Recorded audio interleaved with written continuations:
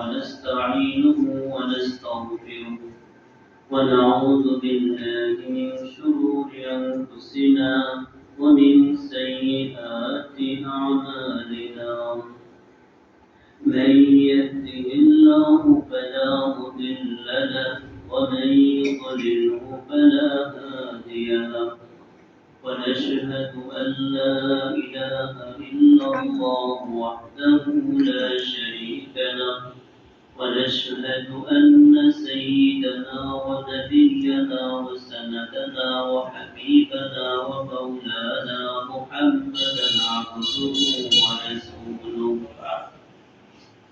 أما بعد فأعوذ بالله من الشيطان الرجيم بسم الله الرحمن الرحيم يا أيها الذين آمنوا كتب عليكم الصيام كما كتب على الذين من قبلكم لعلكم تتقون صدق الله العظيم وقال رسول الله صلى الله عليه وسلم الصيام جنة ما لم يقربها أو كما قال عليه الصلاة والسلام الحمد لله الله تعالى فضل القرآن যে মহান আল্লাহ তাআলা আমাদেরকে পবিত্র মাহে রমজান পাওয়ার মতো তৌফিক দান করেছেন। জুমার নামাজ আদায়ের জন্য আল্লাহ তাআলা পবিত্র ঘর মসজিদে আসবার এবং বসবার তৌফিক দান করেছেন। এজন্য অন্তরের অন্তঃস্থল থেকে আমরা শুকরিয়া আদায় করি। সকলেই জবান করে বলে আলহামদুলিল্লাহ।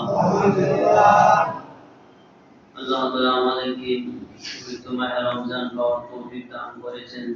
পবিত্র মাহে রমজানের যে ফজিলত, কি সওয়াব, কি তাৎপর্য যদি মানুষের জানতো, নবীজি বলেন যে এই আমার উম্মতকে পবিত্র মাহে রমজান আল্লাহ তাআলা বিশেষভাবে দান করছেন। বলেন সুবহানাল্লাহ। পবিত্র মাহে রমজানের কি গুরুত্ব যদি মানুষ জানতো, তাহলে মানুষ সারা জীবনে রোজা রাখার আকাঙ্ক্ষা করতো। আমি সারা জীবনে রোজা রাখবো। একজন সাহাবী ছিলেন, তিনি সারা বছর রোজা রাখতেন। এজন্য রোজাকে কষ্ট করে না করা, আল্লাহ তাআলা সন্তোষের জন্য আল্লাহ তাআলা আমাকে রোজা দান করেছেন। আমার ভালোর জন্য, আমার কল্যাণের জন্য আল্লাহ তাআলা আমাকে রোজা দান করেছেন। এজন্য আল্লাহ তাআলা আমাদেরকে কষ্ট দেওয়ার জন্য এই রোজাকে দান করেন নাই। কষ্ট দেওয়া উদ্দেশ্য নয়। আল্লাহ তাআলা আমাদেরকে এই রোজাগুলি দান করছেন গুনাহমুক্ত জীবন গড়ার জন্য। গুনাহমুক্ত জীবন যেন অভ্যাস গড়ে তুলে নফসের জন্য দমন করতে পারে, সেই জন্য আল্লাহ তাআলা রোজা দান করছেন। এই রোজা দান করার উদ্দেশ্য ছিল আমার গুনাহমুক্ত জীবন গড়া। যদি কষ্ট দেওয়ার উদ্দেশ্য হইত, তাহলে সে এইটা অতটা করতো না, লম্বা সময় আর কষ্ট দিতে পারত।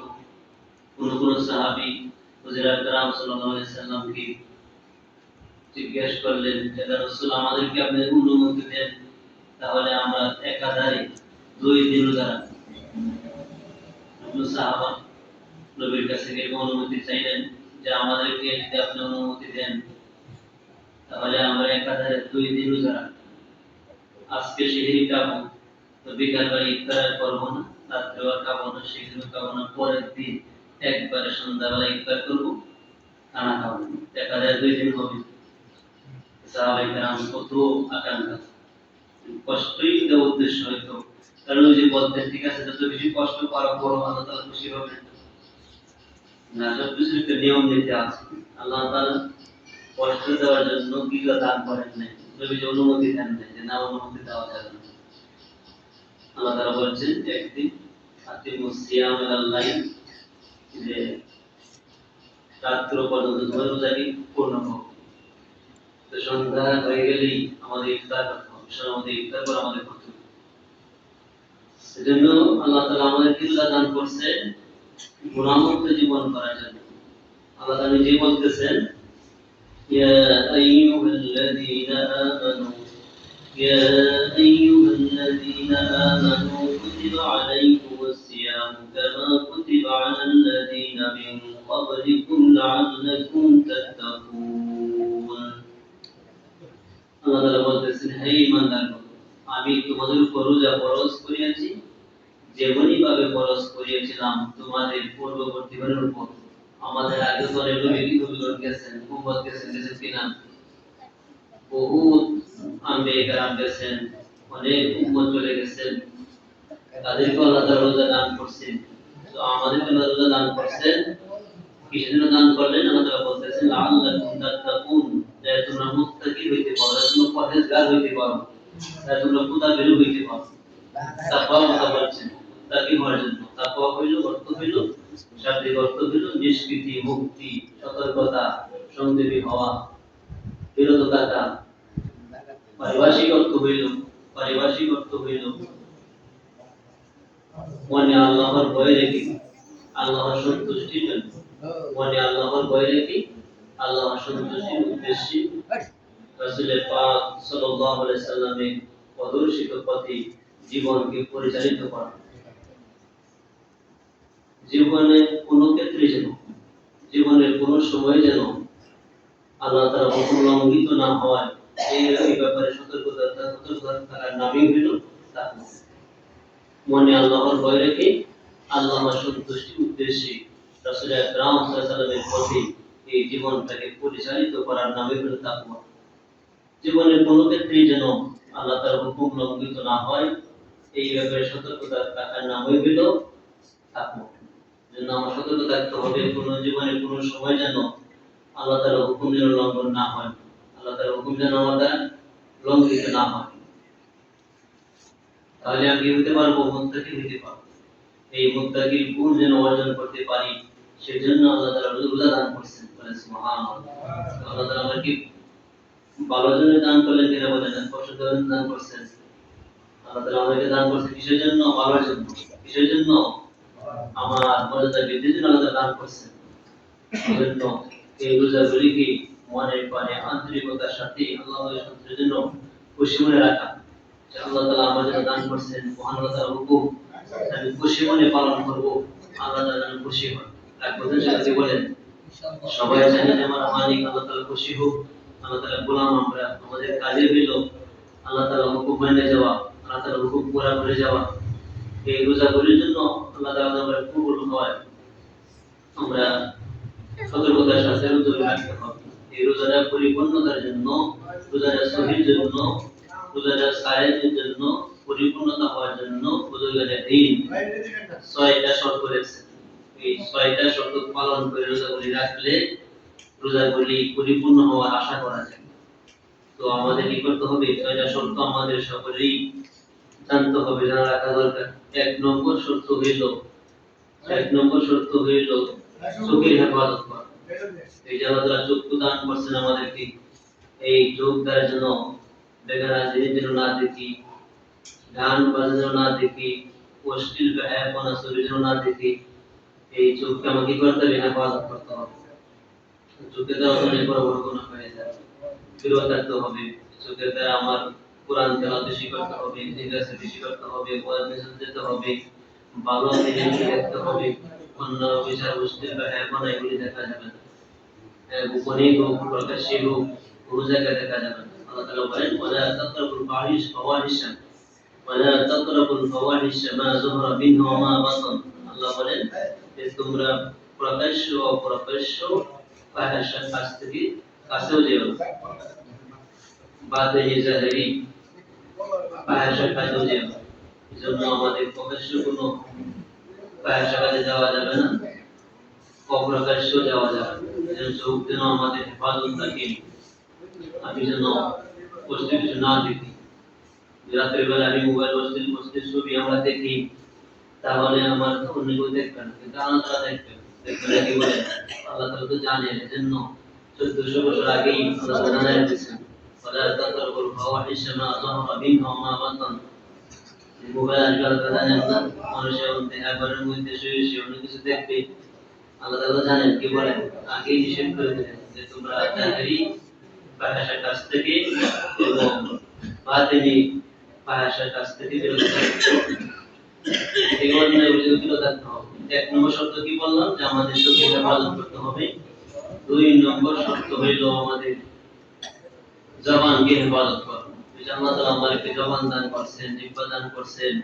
এজন্য কথা আছে যে জিহ্বা পিছলে যাওয়া থেকে পা পিছলে যাওয়া উত্তম। আপনি যদি কাউকে আঘাত দেন, মনের ভিতরে আঘাত দেন, কত কথা বলেন, সারা জীবন মুছে না। আপনি পিছলে পড়ে যান, ব্যথা পান, তাহলে পা একদিন ভালো হয়ে যাবে। ভালো হয়ে যাবে কিনা? এজন্য জবানের হেফাজত করতে হবে। জবানের হেফাজত আমাদের করতে হবে। এজন্য রোজা রেখে পরিপূর্ণতা হওয়ার জন্য কি করতে হবে? আমাদের এই জবানকে হেফাজত করতে হবে। নবীজি বলেন, আসিয়ামু জুন্নাতুন মা লাম ইয়াকুলহা। রোজা হলো ডাল শুরু। রোজা কি শুরু? ডালের মতো। যতক্ষণ পর্যন্ত ছিঁড়ে ফেলে না যায়, ভেঙে না যায়, মানুষ ডাল থেকে আত্মরক্ষা করতে পারে। এই রোজা থেকেও মানুষ আত্মরক্ষা করতে পারে। ডাল দ্বারা মানুষ আত্মরক্ষা করে কিসের থেকে? আক্রমণ থেকে, শত্রুর আক্রমণ থেকে ডাল দ্বারা মানুষ আত্মরক্ষা করে। আর রোজা দ্বারা মানুষ আত্মরক্ষা করবে গুনাহ থেকে এবং জাহান্নামের আগুন থেকে। বলে সুবহানাল্লাহ। ডাল যদি ঠিক না থাকে, ভালো না থাকে, তাহলে তো আক্রমণ থেকে বাঁচা যাবে না। কেবল বাঁচা যাবে ডাল, কিন্তু ডালটা তো মজবুত থাকবে এবং ভালো লাগবে। ডাল যেন মজবুত হয়, এই জন্য কি করতে হবে? আমাদের এই জবানের হেফাজত করতে হবে। রোজা হলো ডালের মতো, এই জাহান্নামের আগুন থেকে বাঁচা সম্ভব হবে। তো সাহাবায়ে কেরাম জিজ্ঞেস করলেন, ইয়া রাসূল, এই রোজা রোজা ভেঙে যায় কেমনে? রোজা আপনি ছিঁড়ে ফেলে যায় কেমনে? তো নবীজি বললেন, মিথ্যা বলার দ্বারা এবং গীবত দ্বারা এই রোজাও ভেঙে যায়, রোজাও ছিঁড়ে ফেলে যায়, ডাল ছিঁড়ে ফেলে যায়। রোজা ডালের মতো, রোজা ডাল, এই ডাল কি হয়ে যায়? ভেঙে যায়, ডাল ছিঁড়ে ফেলে যায়। এই জন্য এই ডালকে সুস্থ, ডালকে সঠিক রাখার জন্য, মজবুত রাখার জন্য কি করতে হবে? জবানের হেফাজত করতে হবে। তো কিসের দ্বারা হয়? মিথ্যা বলা দ্বারা এবং গীবত দ্বারা। মিথ্যা বললে এবং গীবত করলে, এই মিথ্যা গীবত আমরা কোনো পাপই মনে করি না, অথচ মিথ্যা বলে সকল পাপের মূল। এজন্য মিথ্যা মাঝে দিতে হবে। তার প্রধান ছেলে কি বলেন? রোজাগুলি রাখা দ্বারা আমাদের কাজ হলো এই গুনাহগুলো থেকে বিরত থাকা, মিথ্যাগুলি ছেড়ে দেওয়া, গীবত ছেড়ে দেওয়া। এই মিথ্যা যদি ছেড়ে পারি, তাহলে আমার সকল পাপ কাজ ছেড়ে দেওয়া সম্ভব হবে এবং সঠিক পথে ওঠা আমার সম্ভব হবে। এজন্য আমরা চার বছর ছেলে কি বলেন? মিথ্যা কথা চার বছর ইনশাআল্লাহ আমরা কথা বলতে পারি। আমরা যে মিথ্যা কল্পনা করে নিই, নবীজি কোনোদিন মিথ্যা কথা বলেন নাই। নবীর আদর্শ অনুকরণ করবেন ইনশাআল্লাহ। নবীজি জীবনে 63 বছর জিন্দেগিতে কোনো একদিন, কোনো এক সময় একটা কথা মিথ্যা বলেন নাই। সুবহানাল্লাহ। পৃথিবীতে একজন মানুষই আছেন যার জীবনে একটা কথা মিথ্যা না। ইহুদি খ্রিস্টানরা, নবীর শত্রুরা পর্যন্ত নবীকে মিথ্যাবাদী বলে নাই। নবীকে কবি বলছেন, নবীকে জাদুগির বলছেন, নবীজিকে গণক বলছেন, ইন্নাকা জালিম বলছেন, কিন্তু মিথ্যাবাদী বলেন নাই। মিথ্যা কথা নবীজি বলেন কি কারণে বলেন নাই? কারণ ইহুদি আর কাফেররা নবীজিকে আলামিন বলত, বিশ্বাসী বলত, তার জামানত রাখত। এজন্য মিথ্যা কথা দিতে হবে। একজন লোক নবীজির কাছে আসলেন, সাক্ষাৎ করলেন, সাক্ষাৎ করে বলতেছেন, রাসূল, আমি তো অনেক গুনাহ জড়িত, আমি তো অনেক গুনাহে জড়িত, অনেক অন্যায়ের সাথে জড়িত, সব গুনাহগুলো তো একসঙ্গে আমি চাইতে পারবো না। আপনি আমাকে একটা গুনাহ ছাড়ার কথা বলেন, একটা বলতে চাই, বাকিগুলা প্রমাণ আমি ছেড়ে দিব। তো হুজুর আকরাম সাল্লাল্লাহু আলাইহি সাল্লাম বললেন, ঠিক আছে, তুমি মিথ্যা কথা বলিও না, একটা আমল তোমাকে দিয়ে দিলাম, তুমি মিথ্যা কথা বলিও। তো এই লোক নবীজির সামনে ওয়াদা করছেন যে, রাসূল, আমি জীবনে কোনোদিন মিথ্যা কথা বলবো না। এই ওয়াদা করে নবীর কাছ থেকে আসলেন। এই ওয়াদা করার পরে যখন বাড়িতে আসলেন, বাড়িতে যাওয়ার পরে তিনি অনেক অন্য বিচারগুলি করতেন। তো তিনি মদ খাইতেন। যখন মদ খাওয়ার জন্য গেলাসে মদ দিয়ে হাতে নিলেন, মদ যখন মুখের কাছে যখন নিলেন, তখনই তার মনে পড়ে গেল, হ্যাঁ, আমি তো নবীর কাছে ওয়াদা করে আসছি, মিথ্যা কথা আমি বলতে পারবো না। এখন যদি আমি মদ খাই, ইসলামী আইনে তো মদ খাওয়া নিষেধ, জায়েজ নেই, খাওয়া যাবে না। যদি খাই তাহলে এই আইনের শাসন তার উপরে হবে, 40 টাকা তেরাত করা হবে। এখন যদি আমি মদ খাই, মদ খাওয়ার পর আমি যদি কোনো আমার যদি দোষ প্রমাণিত হয়ে যায় কোনোভাবে, তাহলে তো আমাকে আদালতে হাজির করা হবে। আদালতে হাজির করার পরে তো এই কাজী হিসাবে হাকিম আমাকে জিজ্ঞেস করবেন যে আমি মদ পান করছি কিনা, মদ খাইছি কিনা। এখন যদি মিথ্যা কথা বলি, মিথ্যা আমি বলতে পারবো না, অদা করে আছে। আমাদের সত্য কথাই বলতো, যদি বলে আমি মদ খাইছি, তাহলে তো আমাকে হাকিমে আমাকে আমার রায় দিবে যে 40টা বেত্রাঘাত করার জন্য। আদালতে আমাকে 40টা বেত্রাঘাত করবে, লজ্জিত হব, অপমানিত হব। কাজে আমি অপমানিত হলাম না, লজ্জিত হইলাম না। আমি মদ পান করবো না, মিথ্যা বলতে হবে না। এই মদ ছেড়ে দিলেন, গ্যাস ভেঙে গালায় দিলেন, ভেঙে গেল। মধ্যে যে বোতল গুলা ছিল, এই বোতল গুলো ভেঙে চুরমার করে দিচ্ছে। এই মদ কতকে ফেলে গেছে মিথ্যা বলার ভয়। এরপরে আবার কিছুদিন পর আবার তার নজরে পড়লো একজন সুন্দর মহিলা পড়লো। তখন মনে মধ্যে আবার কল্পনা জাগছে যে কি করে সম্পর্ক করা যায়। অন্যভাবে সম্পর্ক করার জন্য কল্পনা করতেছেন। যখন সম্পর্ক করবেন মনে প্ল্যান করছেন, তখনই মনে জাগছে আমি যদি অন্যভাবে সম্পর্ক গড়ে তুলি আর জঘন্যতম কাজ করে ফেলি, আর যদি প্রমাণিত হয়ে যায়, এরপরে যদি আমাকে আদালতে হাজির করা হয়, তাহলে তো কাজে আমাকে জিজ্ঞেস করবেন, হাকিম জিজ্ঞেস করবেন। তো আমাদের সত্য কথা বলতে হবে, মিথ্যা বলা যাবে না। আমি যদি সত্য কথা বলি, এই জঘন্যতমের কথা বলি, তাহলে তো আমাকে এই ইসলামী আইনে 100 বেতের আঘাত করবে। আমাকে এই 100 বেতের আঘাত তো আমি গাইতে পারবো না। কাজে আমি তো মিথ্যা বলতেও পারবো না। কাজেই আমি অন্যায় কাজ করলাম না, এই অন্যায় কাজ ছেড়ে দিলেন। এই সম্পর্কগুলো বাদ দিয়ে দিলেন। এরপরে একদিন মসজিদে আসলেন, দেখেন যে একটা লোক একটা স্বর্ণ মুদ্রার ব্যাগ মাথা নিচে রেখে শুয়ে গেছে।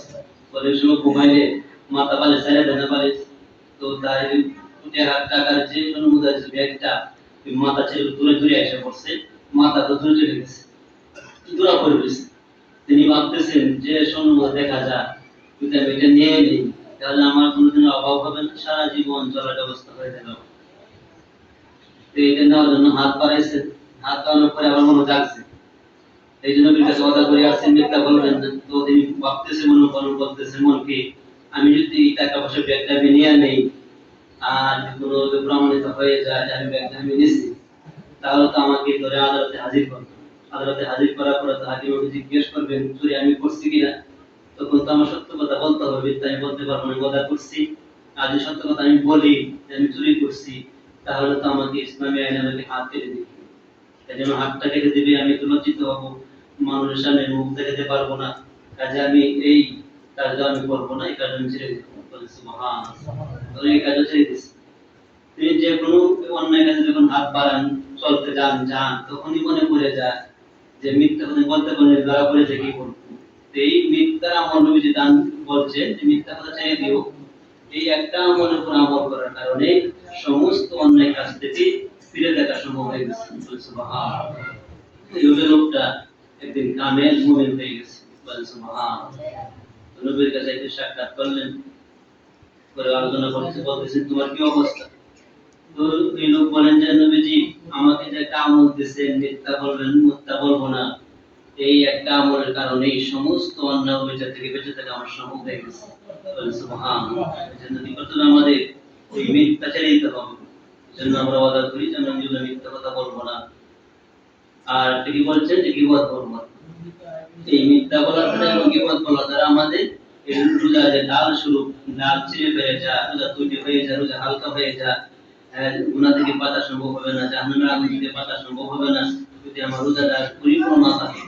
তো গীবত করা যাবে না। গীবত হইল আরেক জনের দোষ গণনা করা, যে দোষটা তার মধ্যে আছে এই দোষটাই বলা যাবে না। এই দোষটা বলাটাও কি গীবত। আর যদি দোষ না থাকে আন্দাজি বলেন তো আমল হয়ে যাবে। এজন্য গীবত থেকে আমাদের বাঁচতে হবে। এই গীবতের দ্বারা এবং মিথ্যা বলার দ্বারা আমাদের রোজা হালকা হয়ে যাবে। তো আমরা বাঁচবো ইনশাআল্লাহ মিথ্যা থেকে এবং গীবত থেকে বাঁচবো ইনশাআল্লাহ। কি বলেন, এক নম্বর হলো চোখের হেফাজত করা, দুই নম্বর হলো জবানের হেফাজত করা। এই জবানের দ্বারা জিকির আজকার করবো, কোরআন তেলাওয়াত করবো, নামাজ পড়বো, দোয়া করবো, ভালো উপদেশ দিব, ভালো কথা বলবো, সুন্দর কথা বলবো। বলবো সবাই আমরা ভাষা কথা, অশ্লীল কথা, গীবত, কুটনামি এগুলো আমরা জবান দ্বারা বলবো না। আল্লাহ তাআলা যে কথাগুলো বললাম সময় শেষ হয়ে গেছে। আল্লাহ তাআলা আমাদের সকলকে আমল করার তৌফিক দান করুন। সকলে বলুন আমিন। ওয়া আখির দাওয়ানা আলহামদুলিল্লাহি রাব্বিল আলামিন।